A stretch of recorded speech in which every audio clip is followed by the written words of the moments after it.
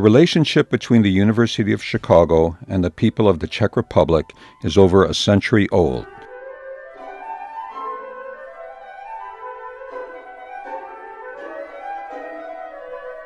It dates back to 1901 when Charles Crane traveled to Prague to meet Professor Tomáš Garrigue Masaryk and to invite him to lecture at the University of Chicago.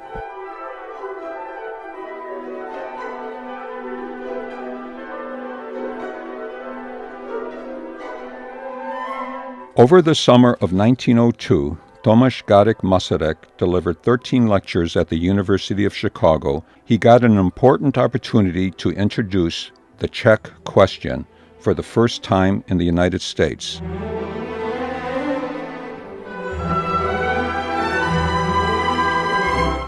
On his tour for Czechoslovak independence through the United States, Masaryk was greeted by 150,000 people on Michigan Avenue.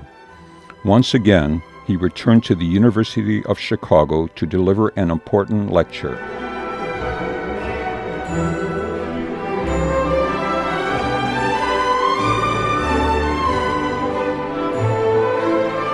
Charles Crane has been providing funding for Masaryk's political efforts and even helped in gaining the approval from the Russian government for forming the Czechoslovak legions. Charles Crane was an important supporter of President Woodrow Wilson. With the assistance of his son Richard, who was secretary to the U.S. Secretary of State Robert Lansing, he helped Professor Masaryk to meet the U.S. President. The meetings between Masaryk and Wilson paved the way to the U.S. recognition of Czechoslovak independence.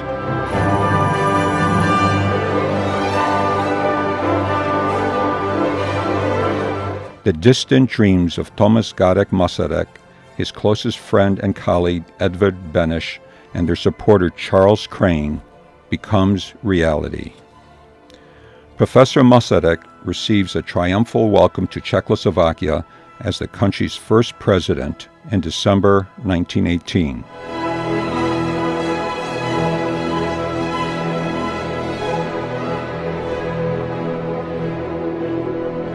Richard Crane became the first U ambassador to Czechoslovakia. John Crane became a personal secretary to President Masaryk. Josephine Crane Bradley, the daughter of Charles Crane, was depicted as Slav goddess on the 100-crown bill.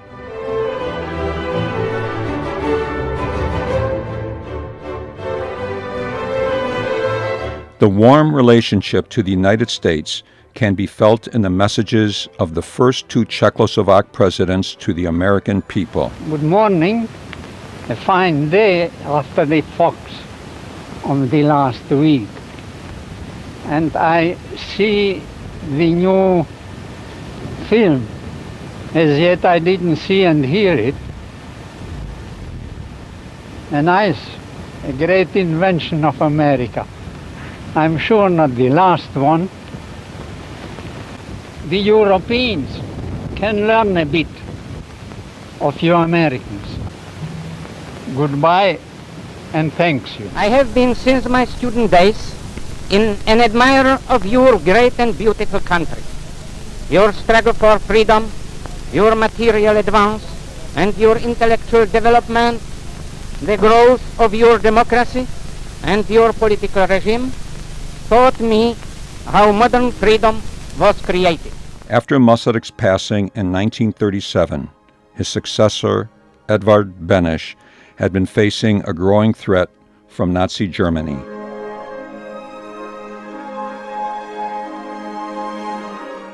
Edvard Beneš accepted the offer to serve as professor of sociology at the University of Chicago.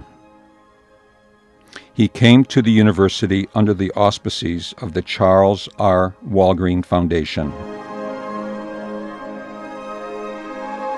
On March 16, 1939, Nazi Germany annexed the whole territory of the Czech lands. Czechoslovakia ceased to exist. At that moment, Edvard Beneš decided to speak again on behalf of Czechoslovakia as its lawfully elected second president. He immediately formed the first provisional political center of Czechoslovak resistance called foreign action. His University of Chicago salary became an important initial source of its financing. On March 19, 1939, he delivered a famous address to the American people. Edvard Beneš, former Czech president at the Chicago University Roundtable, says the Republic still lives. But I declare that the independence of Czechoslovakia was not crushed. It continues, it lives, it exists. And until my last breath, I shall continue the fight for the freedom of my people and for their rights. And I am sure that my nation will emerge from this struggle, as it has done many times before in its history, as brave and as proud as she has been throughout the past.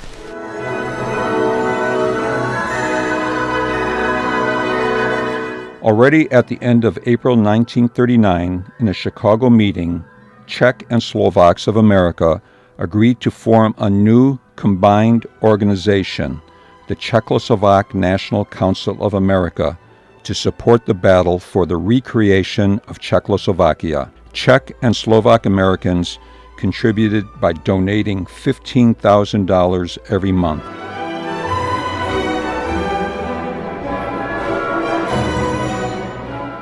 Edvard Beneš met with President Franklin D. Roosevelt. Beneš recalled that President Roosevelt received him very warmly and greeted him as Czechoslovakia's president. Roosevelt added that for him, the Munich Agreement does not exist and that Beneš continues to be president. They do not doubt that this great struggle, in which the United States are playing so decisive a role, will end with one of the greatest victories in your and our national annals.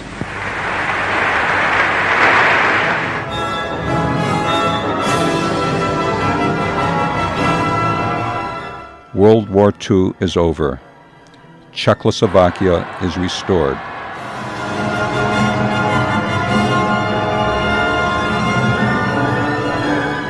Democratic traditions continue to live on at the University of Chicago.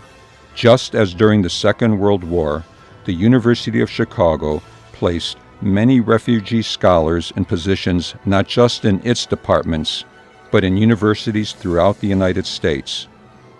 The university also extended help to students.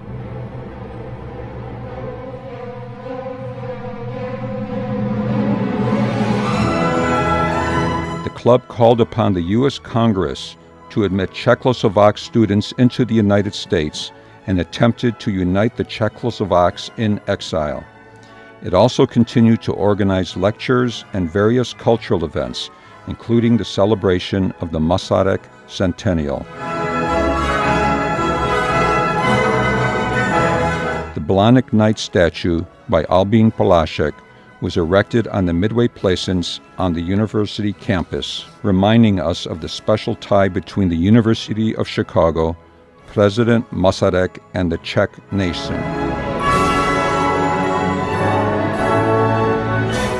The University of Chicago, along with tens of thousands Czech Americans and numerous Chicagoans, stood by the Czech nation for more than a century. Thank you. Welcome to the inaugural evening of Czech Series, celebrating the University of Chicago's unique contributions to Czech statehood and honoring Czechoslovak presidents Tomáš Garrigue Masaryk and Edvard Beneš, University of Chicago visiting professors.